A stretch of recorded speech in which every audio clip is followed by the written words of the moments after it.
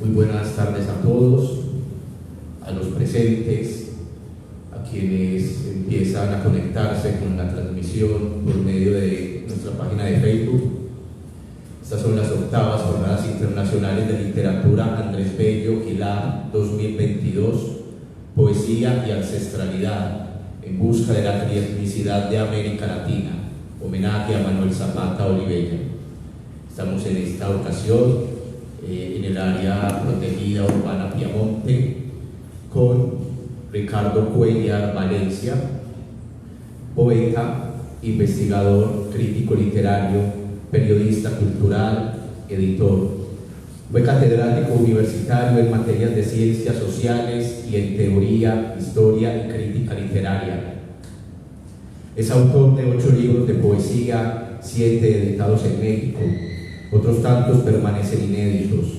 Se ha especializado en el estudio de escritores y poetas chapanecos del siglo XVI al XX y en la obra de algunos otros de la otrora Capitanía General de Guatemala. Ha publicado más de 80 ensayos sobre literatura árabe, europea e hispanoamericana. Ha dirigido revistas y suplementos literarios, colabora en revistas especializadas. Ha participado en congresos, festivales, coloquios y seminarios a nivel nacional e internacional. Textos suyos han sido traducidos al inglés, francés, italiano y alemán. La crítica literaria ha saludado con beneplácito y reconocimiento su obra poética. Ha recibido homenajes en Estados Unidos y México. Fue asesor editorial de Coneculta Chiapas y director del Departamento de Literatura de la carrera de Letras Latinoamericanas de la Facultad de Humanidades de la UNACH. Reside en México desde 1982. Es mexicano por naturalización. Y tenemos aquí a Ricardo Cuéllar con la charla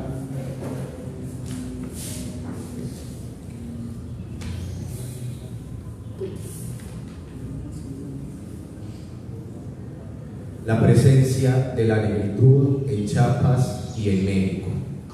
Sean entonces todos bienvenidos a este nuevo evento de las 8ª Jornadas Internacionales de Literatura Andrés Bello.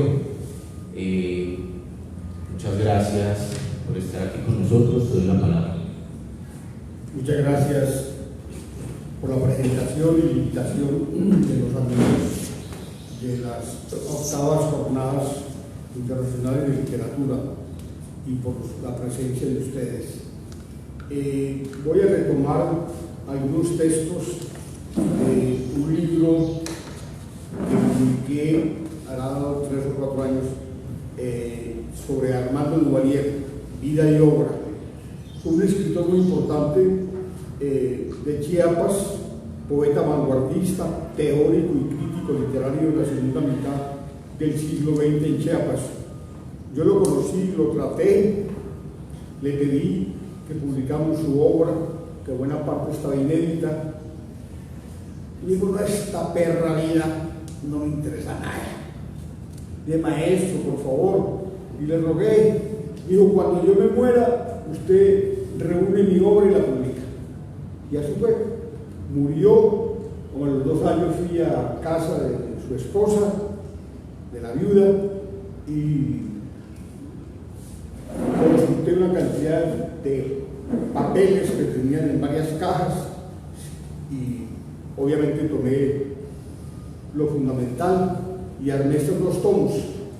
Y en ellos, obviamente, como él fue un poeta que escribió sobre los negros en Chiapas, en México, en América Latina, armó una antología de poesía negra en Hispanoamérica y desarrolló una actividad cultural bastante importante en todo el estado, haciendo recitales de poesía negra. Y escribió un libro inédito hasta que apareció este libro, intitulado Ulámide, es una palabra que él se inventó, que contiene su obra poética principal, negra. También fue un poeta vanguardista, en tanto que inventó un método de escritura poética que se llamó el alquimismo. retomando formas antiguas de las vanguardias y de otras. Era un gran conocedor de la literatura española. Perdón, y dejó ese libro inédito, aquí aparece también por curiosidades, y seleccioné buena parte de su obra. Se quedaron 2 o 3 cositas para un tercer tomo que por el momento no ha sido posible publicar. Voy a leer un texto mío que se llama Los Negros en Chiapas, para empezar por el principio.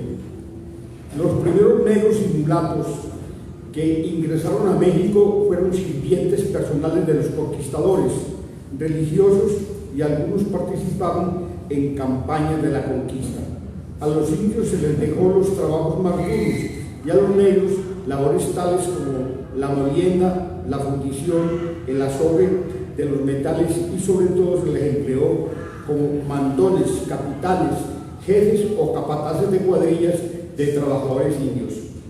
La siembra de caña y azúcar fue la más conocida de las labores de los negros esclavos, y ello debido a que los primeros productores de azúcar solicitaron la introducción de esclavos africanos para la sustitución de la diezmada demanda población indígena. Con ello se logró el desarrollo de tal industria. A los negros traídos del África se les empleó también en las plantaciones de cacao, algodón y anís.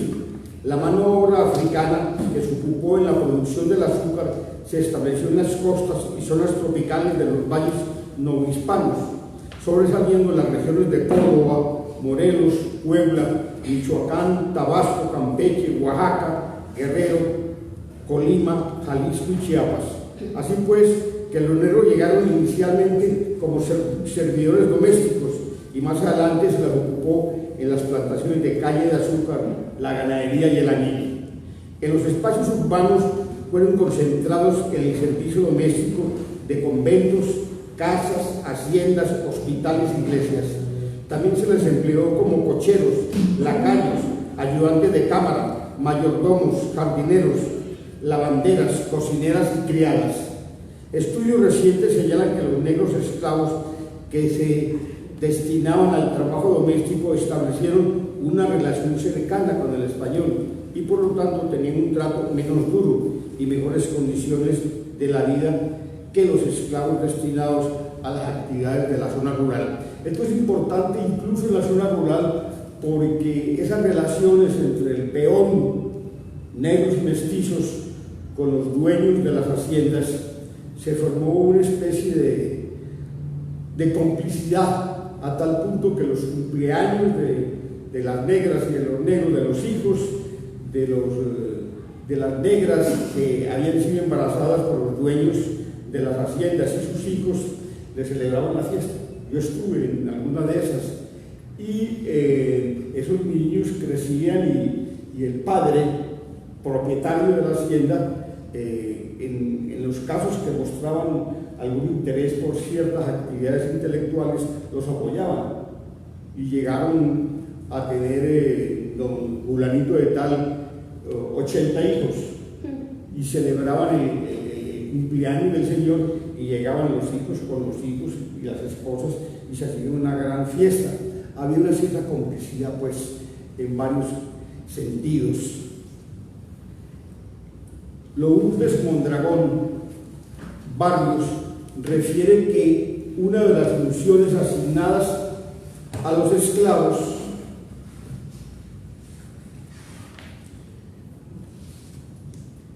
domésticos era la de aprestigiar a sus amos, en tanto que al acompañar 2 o 3 esclavos en sus paseos los revestía de prestigio y poder. Los negros, dice la investigadora, adultos como elementos de prestigio, escoltaban a sus amos en diversas procesiones y también los acompañaban a la iglesia.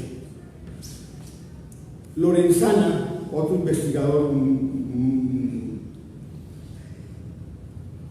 precisa que la población de origen africano en la economía colonial chapaneca se desarrolló en haciendas ganaderas, obrajes de añil y en las pesquerías, como servidores domésticos, custodios personales de las autoridades y en ocasiones se les utilizó como fuerza represoras de las revueltas sociales indígenas. Los primeros negros transportados a Chiapas fueron destinados como servidores personales de las autoridades civiles y religiosas, seguramente a casa de los españoles propietarios de tierras en calidad de cocineros, mayordomos, jardineros y mozos. Otros fueron llevados a las estancias ganaderas para la crianza de ganado vacuno, el cultivo de la caña y la producción de azúcar y la fabricación de la tinta yanil. También se destinaron a las labores de pesca, aunque escasa fue esta actividad en la época colonial. El Estado naciente destinó para las autoridades civiles de la colonia esclavos que se convirtieron en guardias personales. Durante el siglo XVI, algunos hombres de color negro fueron convertidos en custodios personales de las autoridades, es decir, estos individuos portaban espadas de alcaldes, gobernadores y otras tantas autoridades coloniales.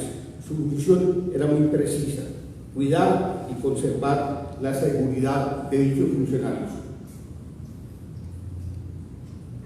Otra de las ocupaciones de los originarios de África y de mulatos, además de los trabajos en la casa de los españoles y conventos, fueron la construcción de edificios, el de zapateros, albañiles, sastres, doradores, estofadores y otras actividades en la ciudad. Luis Luján, un investigador guatemalteco, destaca que los encarnadores estafadores realizaban trabajos especializados como pintores que se incorporaban profesionalmente al trabajo escultórico. Diferentes estancias, luego transformadas en haciendas, se establecieron en distintas y varias regiones de Chiapas durante la colonia. Los señores españoles, tras la conquista de los territorios chiapanecos, fincaron haciendas en los valles de Jiquipilas, Cintalapa, de donde es Javier Espinosa Mandujano, en los Custepeques, en la costa y otros amplios lares de la costa del estado. Según Lorenzana, el noroeste del estado de Chiapas principalmente se concentró una importante población negra y mulata durante la colonia. Incluso Pijijiapan es registrado como una población exclusivamente de mulatos, mientras que Tonolá, eso queda cerca de Guatemala, se componía de dos gremios, el de indígenas y el de mulatos, siendo ligeramente mayor el de mulatos. La población española era minoritaria. Dentro del conjunto de los distintos segmentos que compusieron la población negra de origen africano, vale destacar los milicianos que en ciertas situaciones coyunturales fue necesario organizar, como fue el caso de la amenaza o presencia de ataques piratas en las costas, así como los constantes levantamientos de indios y negros cimarrones. Vale notar que para el siglo XVIII a las milicias de Tonalá y Pijijiapan se les exoneró el pago de tributo, argumentando su desempeño como vigías en las costas. Lorenzana destaca que durante la sublevación sectal de 1712 los negros y mulatos fueron de gran utilidad para aplastar la revuelta. La crónica de la sublevación reconoce la utilidad de estos negros y mulatos en los enfrentamientos de los sublevados. Si bien es cierto que los españoles utilizaban a los negros y mulatos para intimidar y castigar a los indios en los centros de trabajo, en otras ocasiones enviaron grupos de negros y mulatos para combatir las revueltas y motines indígenas. El ejemplo de ello es la sublevación sectal de 1712, en la cual el convento de Chiapa envió 54 negros esclavos que servían en sus haciendas. La presencia y el servicio de los mulatos en las luchas de los españoles contra los indios de Chiapas la documenta Benjamín Lorenzana en su trabajo de guardias personales a vigías de las costas del Mar del Sur, oficio de la población de origen africano en Chiapas colonial. Retomamos su referencia y la ampliamos. Cuenta el cronista Francisco Jiménez en su memorable Historia de la provincia de San Vicente de Chiapas en Guatemala, de la Orden de Predicadores, que los sublevados fortalecidos de Huixtlán decidieron salir en campaña en busca de los españoles el 20 de agosto de 1712. El 25 se habían reunido unos 4.000, mientras que los españoles aterrados se dispersaron. Unos buscaban ropa con que disfrazados huir entre cabos y soldados. El trabajo de reordenamiento estuvo a cargo de varios frailes, recuerda el memorioso cronista Juan Arias y Jorge Atondo, que era cura de aquel pueblo, quien halló pólvora y balas con que anunciar la gente, con que ya aquellos que parecían corderos con este nuevo cabo dado a Dios eran bravos leones. Los sublevados eran comandados, capitaneados por Nicolás Vázquez y el mestizo Padilla, portando armas retenidas en Chilón y otras rudimentarias de fabricación casera. Ya en pleno combate, cuerpo a cuerpo, relata el dominico Jiménez en su rica crónica. Ocurrió el padre Arias con algunos soldados haciendo una salida en que se rechazó la multitud y no sin pérdida de algunos indios que pagaron su atrevimiento con la vida. En otra salida que hicieron, un sargento llamado Juan Ángel derribó a un indio con una herida de muerte, pero el indio cayó y a sus pies lo recogió tan fuertemente que antes que lo azotasen ya había ocurrido multitud de indios quienes lo llevaron a Juan Ángel por el aire, lo cual, visto por el mulato llamado Pascual de Cuellar, se arrojó de la trinchera como rabioso perro de escopeta y alfanje, y ejecutando con un tiro fue penetrando a la multitud de indios en el alfanje, matando y hiriendo indios hasta que pudo agarrar a Juan Ángel y traído consigo, causando espanto y asombro con su valor y arrojo a amigos y enemigos. Otras muchas hazañas hizo este mulato que por ser de pobre no quedaron en la memoria de los hombres. Murió después de sosegada la sublevación en Ciudad Real, hoy San Cristóbal de las Casas, de enfermedad causada por su mucho trabajo de servicios a Dios y al rey. Cierra comillas. Lo cierto es que los esclavos llegaron a Chiapas principalmente por escasez de mano de obra, dada la disminución de la indígena debido a abusos, enfermedades y hambrunas, como ocurrió en toda América, donde sucedió la conquista y el establecimiento de la dominación española. Diversas haciendas en Chiapas, propiedad de los curas dominicos, eran trabajadas con mano de obra esclava africana. Las licencias se otorgaban a clérigos, funcionarios civiles y particulares. En cuanto a los propietarios de esclavos, muchos de los dueños fungían como autoridades civiles y religiosas que ostentaban cargos como el de alcalde mayor, deán, capitán, sargento mayor, regidor, justepeque y la frailesca fueron trabajadas por esclavos africanos. La vida de los negros y mulatos esclavos se decidía por voluntad de los propietarios, quienes los vendían, heredaban o daban su libertad. Esto último solía suceder con la muerte del esclavista o de quien lo heredara. El esclavo representó un bien de mucho valor que incluso llegaron a ser robados. Los negros en Chiapas en un principio fueron esclavos y luego libres. Es de advertir que establecieron relaciones reproductivas con indios, incluso con españoles, dando como resultado una amplia gama de mulatos, pagos y zambianos. El mestizaje biológico y cultural a partir de los negros cuenta con expresiones en el campo de la cultura chapaneca, con danzas, fiestas, comida tradicional, leyendas y cantos. Valga la pena, destacamos que el pueblo de Pijijiapan se juntó con población negra y mulata exclusivamente, como bien observa Juan González Esponda en Afrodescendientes del noroeste de la provincia colonial del Soconusco. El investigador sostiene que la población afrodescendiente del noroeste del Soconusco se convirtió mayoritariamente a lo largo de los últimos 50 años del siglo XVIII. Esta llegó a ser tan importante que en Tonalá habitaron varios exclusivos y Pijijiapan se juntó. sin que se sepa la fecha exacta de ello, una población mulata que funcionaba como vigía en esta parte del Pacífico. Destaca que las diferencias climatológicas, el desarrollo de una economía ganadera y el predominio de la población negra y mulata, pardos y zambos en sentido estricto, hicieron del noroeste de la provincia del Soconusco, Tonalá, Pijijiapan y Mastepec el principal centro social y cultural de la provincia, por lo menos a partir de la primera mitad del siglo XVIII, cuando se registró, conforme a los datos estadísticos con que contamos, el mayor crecimiento de esta población.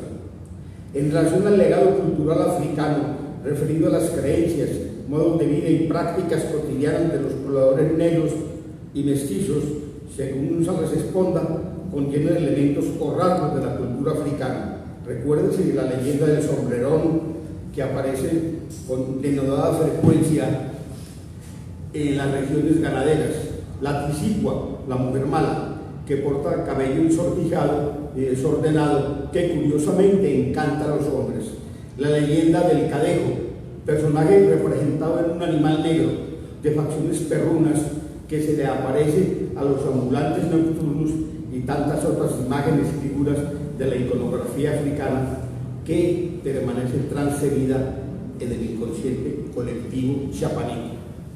Según González Esponda, fue creciendo la población afrodescendiente, negros, mulatos y pardos, que en curso de medio siglo se asentó y cuantitativamente se convirtió en la mayor área de la parroquia de Tonalá, incluyendo a Pijijiapan y Mastepec. Es probable que las condiciones naturales, el clima, la vegetación, parecidas a sus lugares de origen, la ausencia casi total de peninsulares, hayan traído a la población africana, además de su ubicación estratégica como un lugar de tránsito hacia Guatemala, la Nueva España y la vecina provincia de Chiapas, y por qué no, puerta de acceso a la bondadosa aportación alimentaria del Mar del Sur a través de la pesca. Cierra comillas. De sureste, como el incremento de la oferta ganadera y el aumento de la producción añilera, gracias a la demanda europea y de la Nueva España, el sector negro y el mulato crecieron cuantitativamente, particularmente en Tonalá, y todo lo condujo a esta población llegar a ser la sede religiosa del noroeste y adquirir al mismo tiempo importancia política y religiosa. Sostiene González Esponda que debe decirse que el primer poblamiento, el despoblado, fue realizado por ganaderos que, con la creación de haciendas y estancias de ganado mayor y algunos cocoteras en Mastepec, en la que predominaba la mano de obra de los descendientes afroafricanos, dieron vida a un espacio que se convirtió en el corredor natural entre Guatemala y la Nueva España. El otro lado despoblado, lo mismo atrajo a comerciantes, vaqueros, curas, nahualistas y arrieros que aventureros, jugadores de manos, prófugos y delincuentes que huían de las cárceles y de las manos justicieras del Santo Oficio, así como de las autoridades coloniales. Cierra comillas. González Esponda asegura que se dio un proceso en el cual debe observarse la capacidad de los afrodescendientes por incorporarse a la sociedad y para cambiar su condición socioeconómica, pues es evidente que a fines del siglo XVIII no solo ocupaban un lugar destacado en la demografía, sino también se apropiaron de tierras y de fincas. Con ello creció su propia economía, es decir, la mudanza también sirvió en lo social y en lo económico.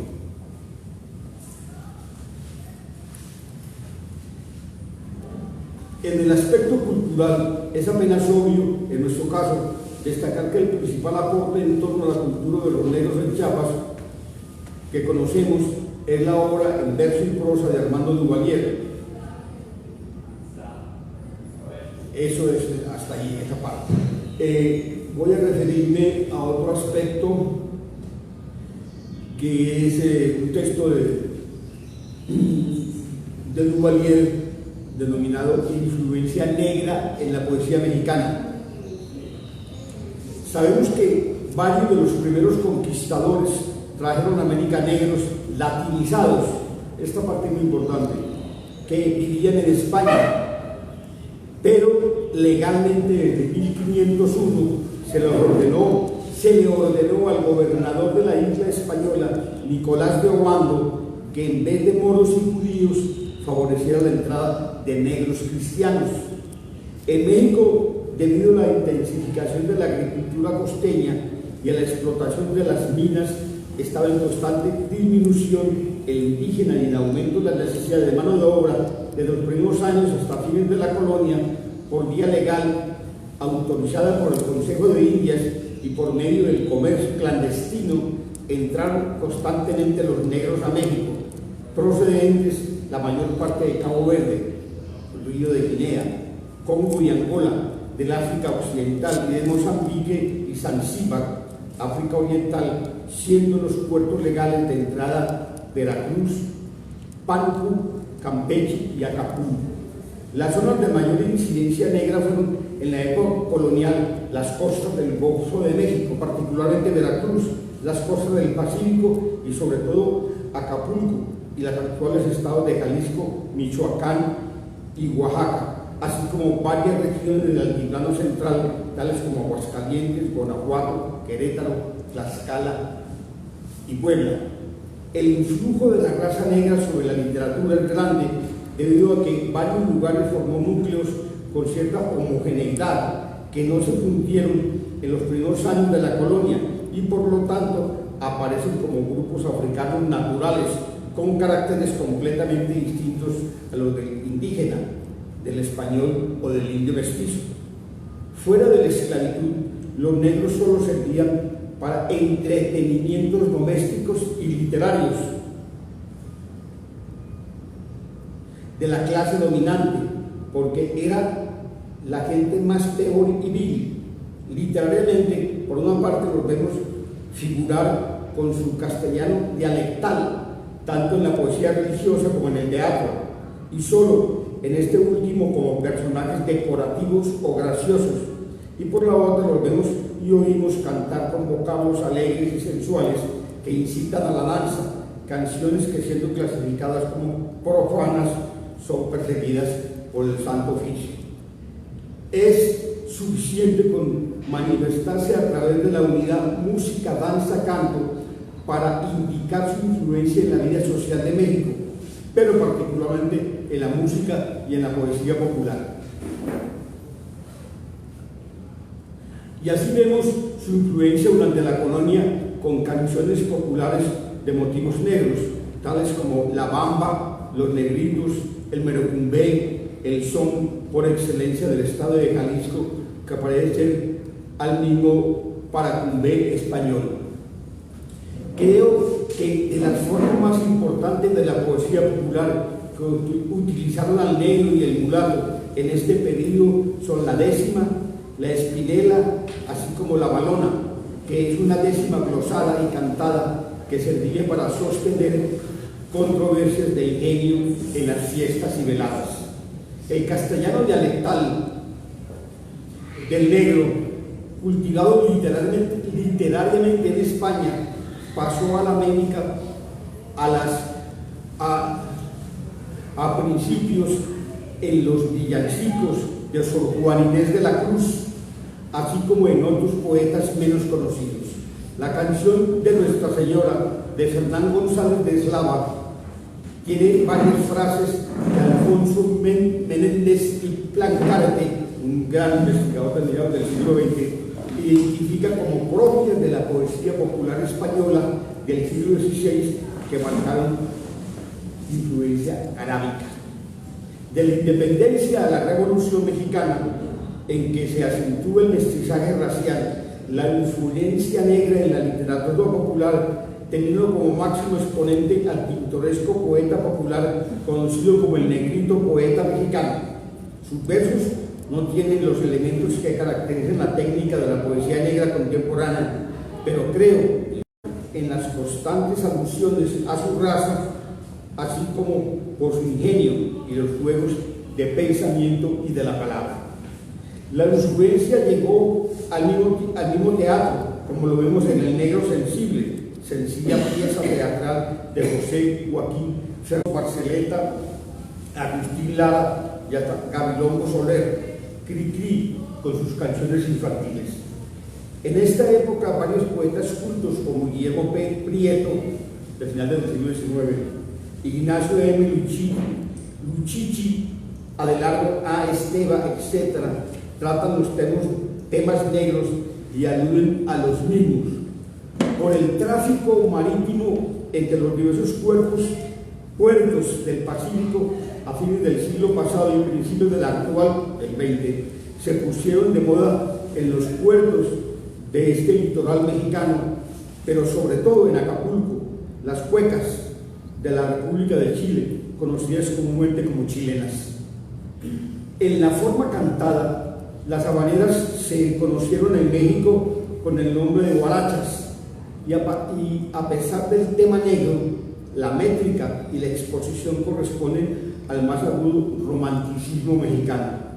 A pesar de los diversos cambios sociales que se han producido en México con motivo de la revolución, vemos todavía las décimas y la bomba de 4 versos que encuentran vigentes en Tabasco, la Huastecas y Chiapas, cargadas del ingenio mulato y del mestizo. Creo que uno de los representantes de la poesía popular con algunos elementos negroides es el poeta tabasqueño Salomé Tarazana, conocido como el negro melenudo, famoso en el sureste mexicano por sus versos pornográficos, pero de indiscutible genio.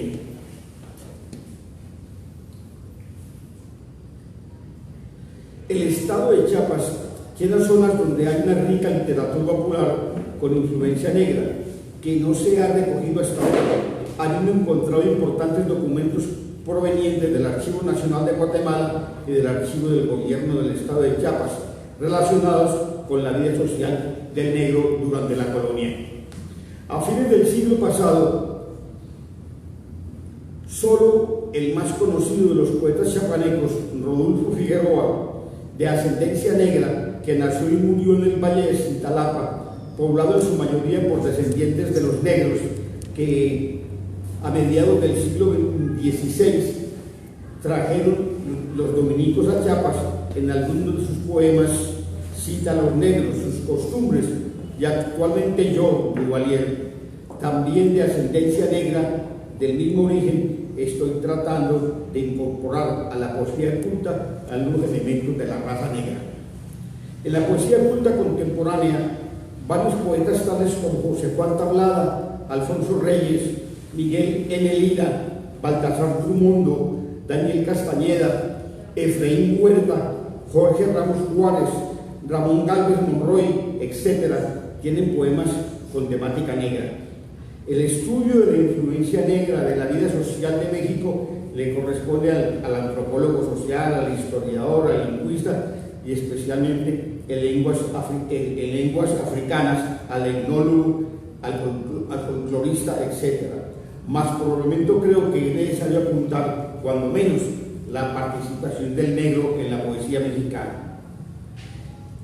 Bueno, vale lo otro. El Instituto Internacional de Literatura Iberoamericana, que ha venido estudiando algunos de los más importantes problemas de la literatura hispanoamericana durante su 8º congreso efectuado en San Juan de Puerto Rico en 1957, se dedicó a la investigación de la literatura en el Caribe, en la que naturalmente se deben haber estudiado las influencias negras en la literatura de las Antillas.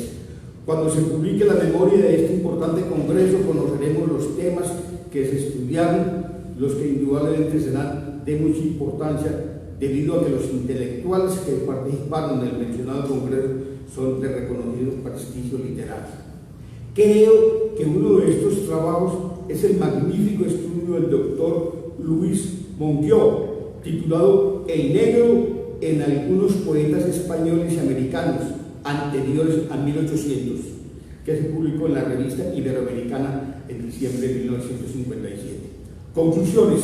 1.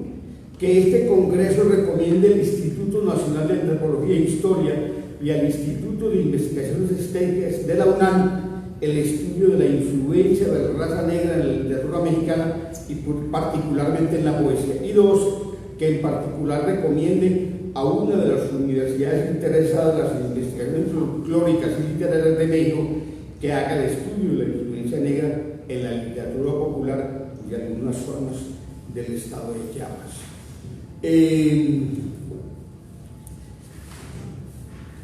Hay otra cosa muy importante que es la presencia de la poesía negra en escritores españoles y otros.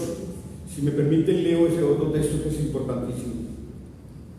Es casi increíble que apenas estemos iniciando el conocimiento del africano, tanto en su hábitat primitivo como en América, su principal centro de trasplantación.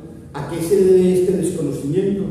Melville Heitkovits, en su libro El hombre y sus obras, la ciencia de la antropología cultural, afirma que esto se debe a que hasta hace poco se negaba la contribución del africano en el componente racial de América, debido a que en ello intervenía con gran fuerza el factor emotivo, la unanimidad con que era aceptado ese principio negativo estaba profundamente enraizado en los prejuicios de la época.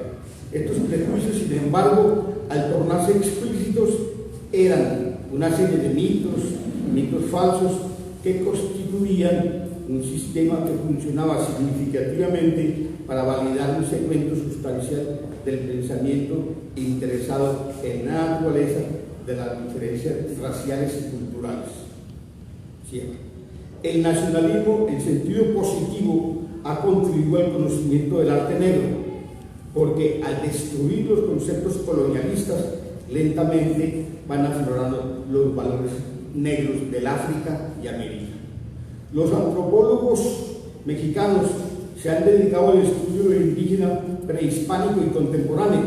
Solo el doctor Gonzalo Aguirre Beltrán ha iniciado un estudio del negro en México. Sus obras tituladas La población negra de México, en 1940, Coahuila, esbozo etnográfico de un pueblo negro en el estado de Guerrero, en 58, y su trabajo de influencias africanas en el desarrollo de las culturas regionales del Nuevo Mundo, presentado en el seminario de plantaciones del Nuevo Mundo que se realizó en San Juan de Puerto Rico en el 57, pero que se publicó hasta el año pasado, son los únicos documentos antropológicos de mayor importancia con las que contamos.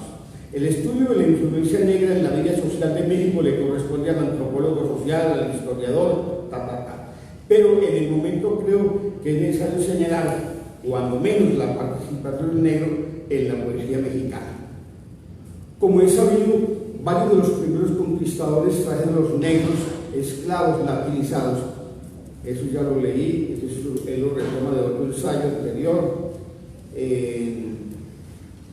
Con relación en que se divide la vida histórica de México, la prehispánica, la colonial y la independiente, esta última subdividida para nuestros fines en dos periodos, la independencia hasta el gobierno del general Lázaro Cárdenas y de esta administración hasta nuestros días, podemos afirmar que en la época de mayor influencia negra en la poesía mexicana fue durante la colonia. Así se aceptaba la hipótesis de los antropólogos franceses Pierre Courfeyrac y Paul Rivet y del mexicano Pablo Martínez del Río, en el sentido de que durante el poblamiento de América, en la época prehispánica, hubo una corriente negroide polinesia sobre las costas del Pacífico. Probablemente por carecer de escritura no tenemos documentos algunos que atestiguen la influencia negra en la literatura. Sin embargo, a través de la cerámica y la escultura es posible suponer la influencia de elementos negroides en algunas culturas prehispánicas como la olmeca, y eso se aprecia en las esculturas olmecas allí en Tabasco, y en el Museo del Tabasco particularmente hay una muestra de esculturas que remiten a esa idea que destaca el investigador. Durante la colonia, como sabemos, los españoles trajeron negros a México para trabajar en la exploración de la minería y de la agricultura costeña, convirtiéndose en indispensables en los centros de trabajo, a pesar de que tenían un promedio de vida de solo 33 años. Su número jamás disminuyó, por el contrario, fue aumentando proporcionalmente al crecimiento de la economía colonial. Su influencia sobre la literatura es grande, debido a que en varios lugares se formaron núcleos con cierta homogeneidad que no se fundieron durante los primeros años de la colonia, pero que aparecen pequeños grupos africanos, naturalmente con características distintas a las de los indígenas y los españoles. Aparte de la esclavitud, los negros servían para el entretenimiento doméstico y literario a la clase dominante, porque los negros eran la gente más peor y vil. Literariamente, por una parte, los negros figuran en su castellano dialectal, tanto en la poesía religiosa como en el teatro, y solo en este último como personaje decorativo o gracioso. Y por la otra los vemos y oímos cantar con vocablos alegres y sensuales que incitan a la danza, canciones que, siendo clasificadas como profanas, son perseguidas por el Santo Oficio. Sin quererlo, basta con manifestarse a través de la unidad música, danza, canto para iniciar su influencia en la vida social de México, pero particularmente en la música y en la poesía popular. Probablemente nadie ha estudiado tanto a los negros de este periodo como los escritores Louis Monguiot en su libro titulado El Negro, en algunos poetas españoles y americanos anteriores a 1800, y José Luis Lanuza en dos breves estudios publicados en el Periódico Nacional de México en julio del 39, titulados Los negros de Góngora y Quevedo, y una S y un clavo. Y revisando minuciosamente la obra de los españoles del siglo de oro, encontramos que el negro se le asigna el papel de gracioso, caracterizándolo por su lenguaje dialectal, como en este ejemplo de don Luis de Góngora y Argote en la fiesta del Santísimo Sacramento. Dice el poeta: la alma sacó la denta, cara mana, pongamos ustena y bailemos alegra, que aunque samo negra, sé hermosa tú, Zambambú, morenica de Congo, Zambambú, Zambambú, que galana me pongo Zambambú. No parece que estamos oyendo alguna estrofa de los mejores poetas antillanos en este otro fragmento titulado Canto de Boda del español Simón Aguado. Parece que escuchamos un raro instrumento negro. A la boda de Gaspar y Dominga de Tumputo, duro a verme bailar, toca negro, toca tú,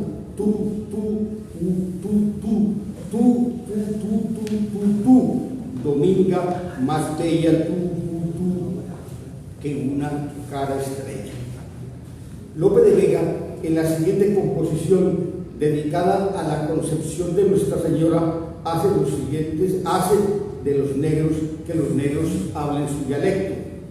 De culebra que pensamos mordé a María López, turo riano, y a bailar venimos de Tambucutú a Santo Tomé, Jesucristo no consiente en su templo andar jauría de vende mercadería que le azota gravemente, como sufre a serpente morder a María el pie, turo riano, que a bailar venimos de Turucutú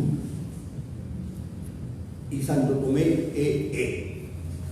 Quevedo, en su libro De todas las cosas y otras muchas más, dijo: si escribes con medidas y eres poeta, sabrás genio, envolviendo la doble R y la doble L, y al contrario, como Francisco, primo. Este aspecto dialectal del negro en España tiene razón de ser en el Haití contemporáneo, debido a que el habitante de Haití habla paitios o croel, en el que abunda el francés, desconociendo casi el castellano. Según el escritor puertorriqueño José Torres Morales, en su estudio sobre el español en las Antillas, dice que la lengua haitiana que se recoge en la frontera de Santo Domingo en algunas ocasiones literalmente rusa, tomando su aspecto humorístico, pero teniendo raíces en la realidad. En la siguiente estrofa vemos las palabras francesas deformadas, desde luego. Yo sé bien Jabá, la lengua dominiqueña, si me usted canta en latín, al latín nueva cantar, ya te enuncié Beiselá, como yo con Lugarú, yo quiero enseñarte una bonita sociedad, si tú lo quieres ver, tú bien que bailamos. La forma dialectal cultivada literalmente pasó a América en los principios fueron el villancico, los villancicos de Sor Juana Inés de la Cruz. Que Sor Juana fue una investigadora impresionante de las formas de la escritura tradicional española, hasta llegar a convertirse, según Octavio Paz, el mejor poeta que su maestro Góngora. Los elementos negros tuvieron gran aceptación en el pueblo a través de la forma musical del son, correspondiente al género coreográfico español, así como los bailes teatrales de los primeros años de la colonia. Así nos encontramos con las primeras composiciones populares con motivos negros, tales como la bamba, los negritos y el son por excelencia del estado de Jalisco, denominado maracumbé, merecumbé, que parece ser el mismo paracumbé español. El distinguido folclorista Vicente de Mendoza nos dice en su panorama de la música tradicional de México que durante el siglo XVIII los autores teatrales hicieron intervenir en el escenario a indios, negros y mestizos al lado de naranjaras, currutacas, tetremites y usías, con lo cual la forma dialectal del negro, su música y costumbres tuvieron una mayor difusión. Ya va a terminar. Hacia finales del siglo XVI fueron denunciados a la Inquisición varios negros por cantos y bailes pecaminosos, sobre todo porque los criollos se aficionaban mucho a ellos. Creo que las formas más importantes de la poesía popular que utilizaban el negro y el mulato de la época colonial son la décima y la espinela y la balona, que es una décima glosada y cantada y que servía para sostener controversias de ingenio en las fiestas y veladas. En el siglo XVIII vivió en la Ciudad de México un improvisador popular a quien cariñosamente se le llamaba el negrito poeta, cuyas coplas llenas de agudezas y retruécanos nos hablan de su ingenio. Muy poco se conoce de su vida, pues los pocos datos biográficos provienen de los famosos calendarios Blanquet, que se publicaron en México de 1860 a 1872. Según dicen algunos folcloristas, particularmente el doctor Nicolás León, que en 1912 recopiló la obra popular del negrito poeta en un libro.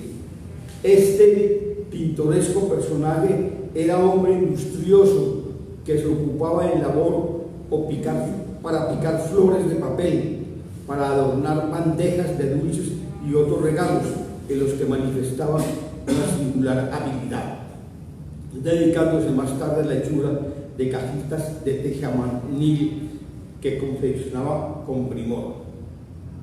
Según sabemos, por unas improvisadas estrofas, su nombre fue homónimo del escritor oaxaqueño José Vasconcelos, pero la tradición lo conoce como el negrito poeta mexicano. Bueno, y para terminar, pues elemental enseñarles algo de la poesía de Duvalier, de su libro Ulamine, que es un libro inédito hasta que apareció este. Vámonos al vudú, canto negro. Vicente Azul era un negro que, conocido como tal, como Cheiti Azul, le decían ahí en la región, que yo visité, hice una serie de trabajos de investigación en esa zona para este libro. Y Cheiti Azul era azul por lo negro y por la relación con el mar. Escuchen, vámonos al vudú, canto negro. Vicente Azul está triste porque ha contemplado el mar. Vicente Azul está triste y entre sus labios murmura ñañiga farala elas, ñañiga farala elas, una canción de Patúa. Vicente Azul tiene un ojo porque el otro lo fue a enterrar por jugarse a cuchilladas a una negra de Tonalá. Mas dice que para ver lo poco que hay en el mundo, por uno basta ya. No falta ninguna fiesta para cantar y bailar, décimas y zapateados, pero borracho lo olvida porque un negro jugado que solo sabe llorar. Pero te quiero, Vicente, porque mi padre y tú vinieron de la Española cantando en el mar azul, el primero, luego tú, pero en el mar nada mambú. Mi padre vino de allá y eso lo sabes tú. Vámonos, Vicente Azul, vámonos ya. De Tolomita a Carretas y de aquí para Pijijiapan, ¿te acuerdas de San José? Saracolé. Luego desde la ardiente Jamaica a las montañas de Haití y de Azores Azules y tal vez hasta San Tomé, ¿de dónde eres, Vicente Azul? ¿De dónde, Vicente, soy? ¿Acaso de Senegal o tal vez de Camerún? Borocotó, Borocotó, Vicente Azul está mudo, inmóvil junto al mar, vívido, sal y añil. Vámonos ya, vámonos, Vicente Azul, vámonos por el mar, vámonos, Vicente Azul, vámonos al vudú que está sonando el tampán. Vicente Azul es el diablo para cantar y bailar, mas quién sabe qué habrá tomado, porque hoy no sabe ni hablar.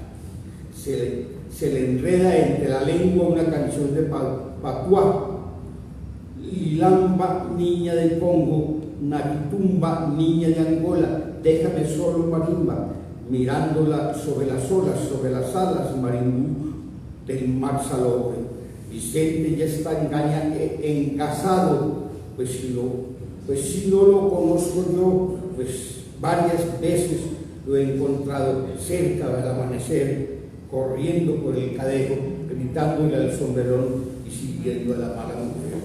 Pero te quiero, Vicente, porque una madrugada así tú y mi padre, mi padre, cantando, subiendo al Bergatín, el primero en Santo Domingo, después tú en el dorado Haití. Él como marimbas dentro del sueño y bajo las sienes afí, tú con relámpagos de sonrisas y en el techo el tan sonoro, perdiéndose en el confín hasta el África y Campeche, ay de ti, Carambalí. Vámonos al vudú, Vicente, vámonos al vudú, Ninguena, no oís Aná, que está llamando a la gente, bebete una marimbela, molingo, pero vámonos ya con la marimbela, vámonos Manicongo, entre Catibula, sobre Carambúa, vámonos a la selva de Naquitumba, ya no contemples las olas, sino las sabes aumentar con el ojo lleno de sombras y el otro seco de sal, porque sigues ahí, te voy a prestar mis ojos para que puedas llorar, ay de ti, Vicente Azul, porque te ha embrujado el mar.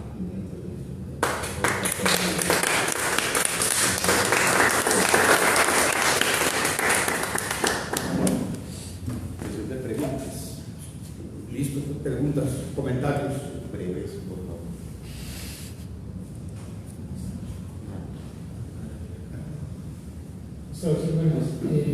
Bien, un poco como para ustedes como contextualizar el presente. Pues según noto, y hay sectores de la población negra que están vinculados, no solamente son los indios, pero no hay estudios así que yo pueda apoyarme en ellos para decir algo particular, no. Pero de la observación, pues digamos que hay una asimilación. Sí, hay participación, claro, por supuesto. Se les da mucho lugar políticamente hablando. en el movimiento zapatista. Ahora, en el proceso de la cuarta transformación comandada por Andrés Manuel López Obrador, sí hay, obviamente, amplios grupos. Los grandes escritores negros también es Alejo Carpentier, que deja una obra magnífica. Pero no solamente eso, Picasso y otros pintores conocieron a finales del 19 la pintura y varias vasijas de producción negra, ¿no? E influyeron decididamente, influyeron decididamente en la pintura vanguardista, del cubismo en particular. Y después, en el movimiento de vanguardia, del jazz en Estados Unidos, son los negros los que tienen la principal acción renovadora de la música en Estados Unidos.